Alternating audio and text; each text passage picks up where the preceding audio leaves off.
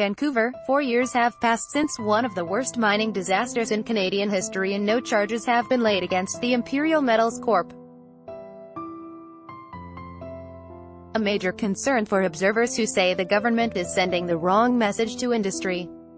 While the BC Prosecution Service announced earlier this year that it wouldn't lay charges under the provincial legislation, the federal government says it's still investigating whether Canadian environmental and wildlife laws were violated at the Mount Polley mine site, where a tailings dam breached in the early morning hours of August 4, 2014. An aerial view shows the damage caused by a tailings pond breach near the town of Likely, BC. Observers are concerned no charges have been laid 4 years after the disaster. Jonathan Hayward, the Canadian Press. The disaster sent 25 million cubic meters of water and mine waste rushing into Polley Lake, Hazeltine Creek and Quesnel Lake, a major salmon-bearing water system. A spokesperson for Environment and Climate Change Canada said, "The length of an investigation is generally dependent upon the complexity of the situation and the amount of information that needs to be gathered and analyzed. An investigation of this nature can take several years to complete," Marilyn Lavoie said in a statement. Article continued below. Read more. Tailings spill won't delay new mine opening, Imperial Metals Corp. 71-day strike at Mount Polley comes to an end. Raw sewage dumped in Metro Vancouver water saw 5-year high in 2017, but Jacinda Mack, a member of the Zatzal First Nation based less than 100 kilometers south of the mine, said she's afraid time will run out before charges are laid. While the federal government has just one more year to lay summary charges under the Fisheries Act, which for a first offense could carry a penalty of $100,000 or up to a year imprisonment for second offense, Lavoie said there is no time limit for the government to lay indictable charges under the Act. An indictable offense under the Act could result in a fine of $500,000 or 2 years imprisonment.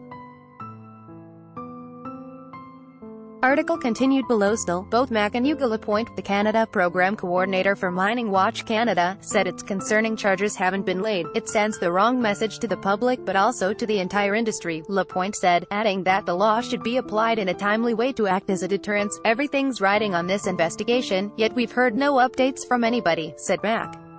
A aerial view shows the damage caused by a tailings pond breach near the town of Likely, BC.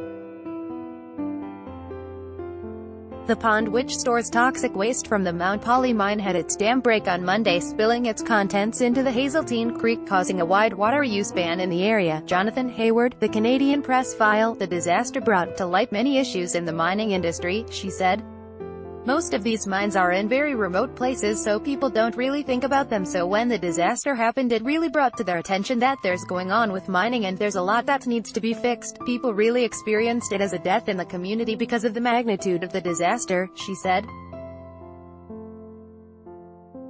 "We know it's going to have intergenerational impacts. While some people in the area eventually returned to fishing in the Quesnel system, needing it for food, other people stopped fishing altogether because they just don't trust it, and there hasn't been enough time to see what the long-term impacts will be," she said.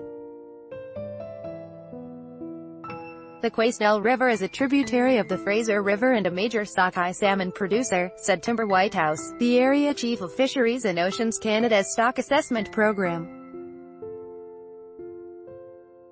The salmon returning to the Quesnel system this summer are the offspring of salmon who returned to spawn in the summer of 2014 in the wake of the mine disaster. While Whitehouse said only one spawning tributary, Hazeltine Creek, was directly affected by the tailings dam breach, and it isn't a significant producer, the juvenile salmon spend at least a year in Quesnel Lake, which was also affected by the breach, before migrating to the Pacific Ocean. Now those sockeye salmon are on their return migration to spawn in the Quesnel system, and Whitehouse said they're likely 6 to 10 days from entering the Fraser. The very front end of the migration could be entering now. The sockeye will likely start arriving at their spawning grounds in early September, he said. It's still too early to accurately predict the size of this year's run, but Whitehouse said the preseason forecast, which provides a probability range, shows there's a 50% chance that 1.148 million sockeye could return to the Quesnel system, based on the spawning numbers observed in 2014 and average survival conditions. However, White House warned that the returns over the past 3 years have been lower due to poor conditions in the North Pacific.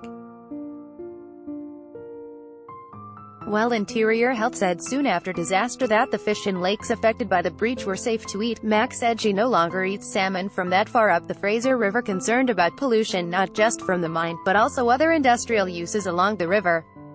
Ainsley Cruikshank is a Vancouver-based reporter covering the environment. Follow her on Twitter, @AinsCruikshank.